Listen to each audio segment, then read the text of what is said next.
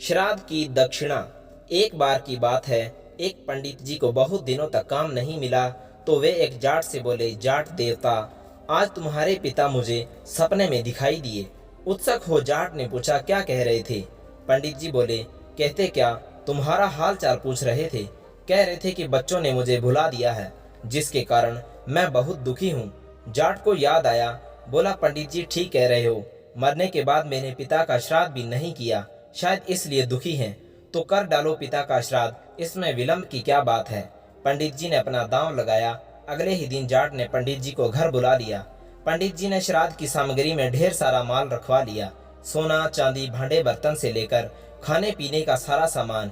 इनके अलावा पिता को जो चीजें पसंद थी वह सभी कुछ लाकर जाट ने सामने रख दी। धूमधाम से श्राद्ध की तैयारी हुई। जाटनी से कहकर तरह तरह के पकवान बनवा लिए। मन ही मन पंडित जी खुश थे, आज तो चकाचक माल उड़ाने को मिलेगा, साथ में इतना सामान भी। अपने सामने आसन बिछाकर पंडित जी ने जाट को बिठा दिया। बोले, अब श्राद्ध शुरू करते हैं। इतनी देर तुम्हें इस बात का ख्याल रखना है कि जो मैं कहूँगा वही तुम्हें कहना है, और जैसा मैं करूँ वही करना होगा। जाट ने बात मान ली। दोनों आमने सामने जमकर बैठ गए। श्राद्ध शुरू हुआ। पानी की तरफ इशारा करते हुए पंडित जी जाट से बोले, आचमनी में जल लेकर पहले आचमन कर डालो। उसी तरह लोटे की तरफ इशारा करते हुए जाट भी पंडित जी से बोला, आचमनी में जल लेकर पहले आचमन कर डालो।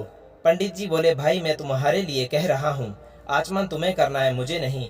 जाट ने भी वही दोहराया। पंडित कड़क कर बोले, अरे मूर्ख, मैं तेरे लिए कह रहा हूँ, श्राद्ध तेरे बाप का हो रहा है, मेरे बाप का नहीं। अपनी कड़क आवाज के साथ जाट ने भी वैसा ही कहा।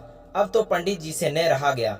गुस्सा दिखाते बोले, तू नहीं मानेगा। जाट ने भी अपना गुस्सा तान लिया और पंडित जी को दिखाते हुए बोला, तू नहीं मानेगा। पंडित जी ने आव देखा ने ताव एक तगड़ा हाथ जाट के कनपट्टी पर जड़ दिया। बोले, पहले तेरी खोपड़ी दुरुस्त कर लूं, बाद में श्राद्ध होता रहेगा। झापड़ इतनी जोर से पड़ी कि 1 मिनट के बाद जाट को होश आया। होश आने के बाद उसने भी वहीं अपनी बाहें चढ़ा ली और बदले में पूरी ताकत के साथ पंडित जी के गाल पर तगड़ा हाथ दिया। पंडित जी को तारे नजर आने लगे। उन्हें 2 मिनट के बाद होश आया। अब क्या था, पंडित जी और जाट दोनों पूरे क्रोध में भर आए। लात घूसों से श्राद्ध होने लगा। पंडित जी जितनी लातें लगाते उतनी लातें जाट की भी खा जाते। जाट के शरीर पर जिस जगह पंडित जी का घुसा पड़ता उसी जगह पलट कर जाट भी उनके घुसे धर देता। मन ही मन पंडित जी सोचने लगे, मूर्ख से पाला पड़ गया है। उन्होंने कई बार जाट को समझाया, लेकिन जाट की समझ में कुछ नहीं आया। नतीजा यह है कि बात पर फिर बात बढ़ी और दोनों फिर से गुत्थम गुत्था होकर लड़ने लगे। कभी पंडित जी नीचे होते तो कभी जाट के नीचे होने की बारी आ जाती। आपस में देर तक लातें गुस्से और उठा पटक का दौर चलता रहा। आखिर मैदान छोड़कर पंडित जी को भागना पड़ा। प्रसन्न हो जाट भी अपनी जाटनी के पास लौटा।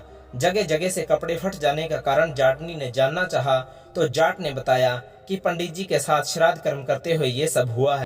जाटनी ने पूछा, श्राद्ध तो अच्छी तरह से हो गया ना? जाट ने उत्तर दिया, बहुत अच्छा हुआ। अच्छा नहीं होता तो मेरी ये हालत होती। पंडित जी ने कसर न रखी और मैंने भी पूरे जोर शोर से काम लिया। चलो अच्छा हुआ, लेकिन पंडित जी को कुछ दक्षिणा वगैरह दी या नहीं? जाटनी ने पूछा। दक्षिणा तो कुछ नहीं दिया, हम लोग श्राद्ध में ही इतने मस्त हो गए कि पंडित जी की दक्षिणा और भोजन का ख्याल ही न रहा। बेचारे पंडित जी बिना दक्षिणा के लौट गए।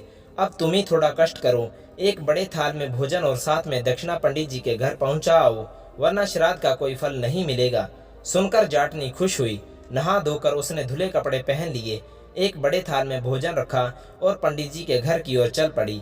उधर पंडिताइन प्रतीक्षा में बैठी थी कि पंडित जी श्राद्ध करने गए हैं, लौटते हुए अपने साथ कई चीजें और बढ़िया पकवान भी लाएंगे। किंतु पिटी पिटाई हालत में जब उसने पंडित जी को लौटा हुआ पाया तो बहुत दुख हुआ। सारी कहानी सुनकर वह क्रोध से लाल पीली हो उठी। पंडित जी का क्रोध अभी उतरा न था। दोनों पति पत्नी क्रोध से उबल रहे थे। अचानक जाटनी को अपने घर आया देख दोनों उठ खड़े हुए।